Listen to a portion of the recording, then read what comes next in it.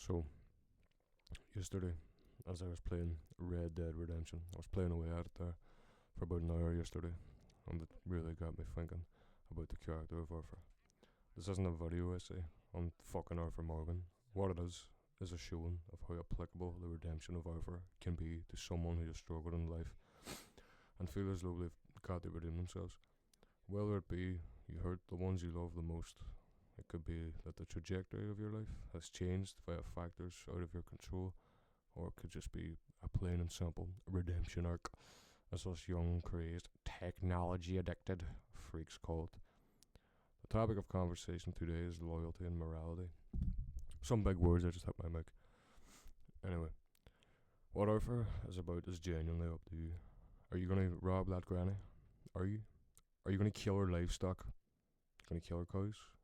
If you do, you're going to change her life forever. That's mad gain.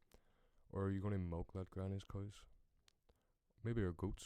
It could even be that she has sheep that create milk. And are you going to bring that milk to her? It might not change her life forever, but it might change yours. It's up to you to make that choice. That was deep. Arthur's got a lot of key characteristics. Arthur is a great character. I've got a lot more to cover on Arthur. I'm thinking on making this a series. I'm saying as if I've got millions of subscribers. I was gonna say I'm gonna see the reception. Crackerla, you've got about 9 subscribers.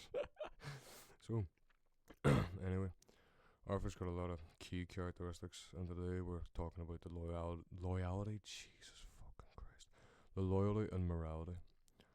So, unwavering loyalty is one of Arthur's key characteristics. Look, we've all got folks in this life that we'd take a bullet from a musket, a big massive musket used in the Civil War, big dirty one to the face. Granted, it may never be as serious as taking a musket to the face, but even something as simple as telling your mate that you're there for them, through thick and thin, you will wait until no. And then, anyway, so telling your mate you'll be there for them through thick and thin, and actually taking the actions to show your words hold that weight, that's a very important one. But if and when you do that, watch and see, because it does go a pretty long way. Take it from me. Loyalty is a quality that can and should be one of the first things that you think about when you have a good friend. Absolutely. So, what I ask you to do now is imagine your best friend. I'm imagining mine. Now, is loyalty a buzzword when you're imagining your best friend? If not, do with that as you will, because I believe it very well should be. We should be loyal to everyone that we love in our lives. The favour of loyalty is often returned, and you don't just be loyal because you want it back. You don't expect favours, but be loyal because it truly is moral. It's what's right, but take it from me, doing what's right feels a million times better than doing what's wrong. Doing what's wrong is just gonna don't fucking get me started. So anyway, in the early game of Red Dead Redemption, Arthur thinks John's a wee bellend. To be frank, he's always getting into trouble. He's literally at the top of a snowy mountain, lying dead, getting mauled by wolves. Like, if that was my mate and I had to go find him, I'd be all that. How the fuck did you even get into this situation? I don't give a fuck if it's the 1800s, lad. You're literally on top of a snowy mountain, half naked, destroyed, ripped and teared and pillaged by wolves. How do you even get into that situation? Like, anyway, so Arthur sees him as a liability, right? So he thinks he's a coward as well, always running away whenever there's crack happening. Ooh, oh Jesus. So Arthur just thinks, get rid of this boy, he's a fucking idiot. He just thinks the gang would be better off without him. And then, as we play the great game that is Red Dead Redemption, and we start making some progress, we can see that Arthur's mind is changing. Sure, slowly but surely, it's changing. And he starts to view John in a way of, fuck, I need to look out for this boy. This boy's actually sound as fuck. Hold on, John, you're a legend, lad. So he starts seeing him like that there. How long? His mind starts changing, and then he sees that John, maybe people need to hear John out a bit more. Maybe listen to John, boss. So he sees John in need of protection as well. That's a big one. Because John, they all treat John like he's a ball bag. Maybe he was a ball bag at the start, but people can change, and John did. So Arthur recognises this, and Arthur lends out his hand in guidance. And he just understands John. He takes the time to understand John more. And let me tell you something. This feeling of John being a bro is heavily exacerbated by the consequences of blindly following Dutch's every word. He was a wee lapdog to Dutch. And how couldn't you be that boy? Had the gift of the gab, that fucking Dutch boy. He dressed sleekly as well, hey. Jesus, I should be Dutch for Halloween, hey. But I'm told Arthur completely abandons the view of John being a liability, courtesy of him following Dutch. Arthur and John then become brothers. They did. This highlighted, not in my opinion, this highlighted the growth. And now it's time for the loyalty, the actual topic, this one. So, we're playing the game. Oh my god. We're playing the game. We're in the lit game now. A lot of shit's happened. Killed a few Italian boys. And we've burnt down a few gaffs. So, we're here now. John ends up going to prison. Shit, that cunt. But Arthur knows that breaking John out of prison is literally a death sentence. Like, he knows the crack. And he knows that it jeopardizes everyone in the gang. That gang, the same gang he's been with since he's been a little boy. But remember them consequences of being with said gang. If you played the game, you know the crack. The Vanderlyn gang are fucking twats. Arthur remembers the favours that he performed for said gang and what he got in return. He got a slap in the face, literally. Arthur breaks John out of prison then. This prison is a highly guarded no-go zone for anyone who isn't a criminal. Luckily, Arthur, who are you talking to? This boy knows how to be a criminal, a good criminal, a career criminal at that. This prison is also on an island. So, make of that what you will. This boy's rolling out of a fucking prison in the 1800s. They break his boy out because because it's his bro, like, he's rowing to a prison on an island. Probably loads of, not probably, there definitely is loads of crocodiles. It's off the coast of a bayou here. Not only that, the prison is literally highly guarded with many federal officers, all wielding ancient technology. Some shitty ass fucking repeaters that fired rice bullets. Anyway, Arthur risked his own freedom and his own life to do what's right for a man that he once seen as a liability. What we can gather from this in real life itself is that we're all going to be faced with ultimatums, whether it be with your mitts or how you make your cash flow or whatever the fuck. But what matters is these ultimatums show. Hold on. But Jesus Christ. But what matters the most in these ultimatums is that we show the same unwavering loyalty Arthur exhibited to what's right, regardless of the outcomes. That being said, it is very important to keep yourself in the equation. Like, lad, you can't bite the hand that feeds you sometimes. But anyway, if unwavering loyalty means you have no way to support yourself financially, then so be it.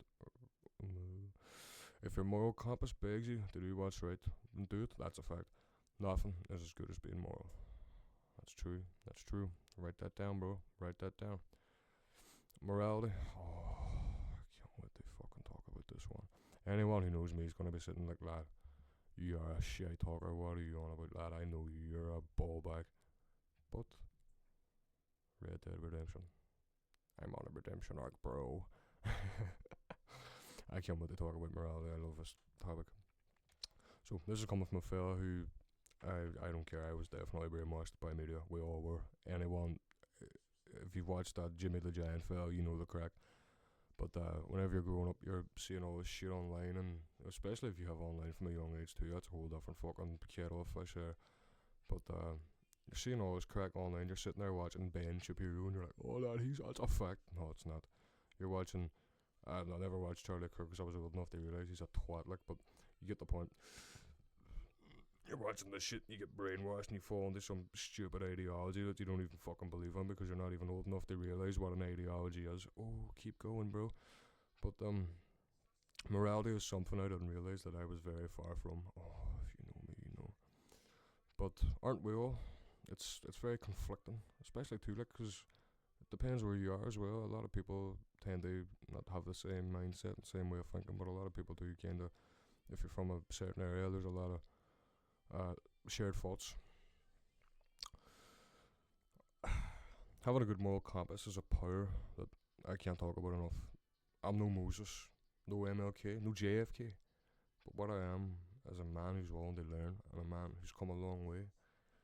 We as humans should aim to understand all walks of life, no matter what. I stand by that shit there, no matter what. It is so important to hear a guy out, hear a fella out, hear a woman out, hear a dog out. We should aim to understand all walks of life. Every human voice deserves to be heard. Why the fuck do you think we have voices? Let's not go the high road. Oh, we've got voices to communicate with each other. Shut the fuck up. We've got voices to be heard. Fucking get out of my sight with that shit there. Hey? So, as I said, I am no saint. But if you're willing to accept the fact that if you have the humility to sit and say, right, I'm no JFK, no MLK for everyone out there. Whenever you accept that, you've already took the first step in bettering your compass. Tweaking your compass to the right setting will benefit you more than you will ever know, and it will carry you a very, very long way. And in doing that, you'll get some people around you thinking, fuck up, lad. Fuck up. And they'll say all types of shit, all different types of shit, but you know what? At least you yourself are aware of who you are and what you stand for. And not one bastard can take that away from you. Not a single person can take that away from you. Unless you let them. And then in that case, you have to start from the bottom. Not the bottom, but you just have to start again. Burnout. Check out the last video, bro. In our first story, take for example, I was snapped right in this. The fucking wapiti conservation. Eagle flies, rains falls, yellow bear coat, all them boys. Raccoon book water. That's how you know. That's how Native Americans actually named their wains. Like whenever the wain was born, they just said the fucking the first couple of things they seen. They were just like, that's his name there, lad. My first wain would be called Ibuprofen Xbox Box Cutter. Anyway, the whole thing with Wikipedia just fucking annoys me just for a whole other reason, because I think just colonialism and just kicking indigenous folks from their land that's just a fucking fuck up there. Imagine if it didn't happen. Well, and then there's the, let's not say rational, but then there's the if the British Empire didn't exist, you wouldn't be on your phone. I would rather that. Anyway, initially Arthur's very pragmatic when he first starts mingling with these fellas, these native folk. And he's acting how the average white Anglo-Saxon Protestant did with the natives. Coming in there and being all, what's that over there, lad? Had a wee bit of medicine in the corner, what's that? Go and teach me how to make that. Go and give me that there as well. Oh, you're not giving it, doesn't matter, lad, I'm taking it anyway. As he mingles with them, he's more open to their struggles, and he kind of, not that he understands it, but he can resonate with it, and he's kind of like, no, that's fucking shit, lad. You know, them cunts taking your land, lad. Fucking hold on, I'll sort it out. And then he starts enjoying their culture too. How could you not, lad? I'd love to live off the fat of the land, as George says, and of mice and men. It would be fucking lethal. So he mingles more with them, starts to understand them, and starts resonating, and just fitting in. He starts becoming what's like the Native American equivalent of a Wicca. That's what it is. I can say that. That's not a bad thing to say. Shoot me if you want. I don't care. It's not bad. The mission, anyway, with Rains Falls, the chief of the tribe, the main man, the man in charge, the man with a plan who isn't Dutch Vanderland, Dutch fucking Gimpterland. He's out with Rains Falls. It sticks out to me a lot. Arthur opens up and engages in the native way. He's sniffing, he's smelling the flowers. He's taking time to smell the flowers. He's rubbing this horse and feeling every fucking fibre on its body and saying, Jesus lad, you're some stallion.